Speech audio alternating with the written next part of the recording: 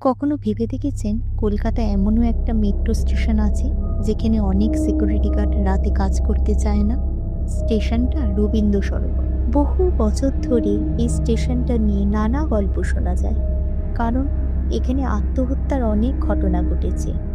রাতের শেষ মেট্রো চলে যাওয়ার পর স্টেশনটা প্রায় পুরো ফাঁকা হয়ে যায়। ঠিক সেই সময় সিকিউরিটি গার্ডরা বলেছে তারা কখনো কখনো ট্র্যাকের দিক থেকে কারো হাঁটার শব্দ শুনেছে, যেন কেউ ট্র্যাকের ওপর দিয়ে হাঁটছে। তখন তারা টর্চ নিয়ে দেখেছে সেই দিকে এগিয়ে গিয়ে, কিন্তু কাছে গিয়ে দেখলে সেখানে কেউ থাকে না। কেউ কেউ আবার বলেছে প্ল্যাটফর্মের এক কোণে একটা ছায়া মূর্তি দাঁড়িয়ে থাকতে দেখেছে, কিন্তু কয়েক সেকেন্ডের মধ্যে সেটা যেন হঠাৎ অদৃশ্য হয়ে যায়।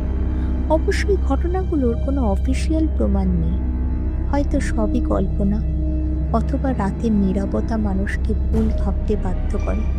কিন্তু তবুও আজও অনেকেই বলে রাতের শেষ ট্রেনের পরে এই স্টেশনে একা দাঁড়িয়ে থাকা একটু অস্বস্তিকর।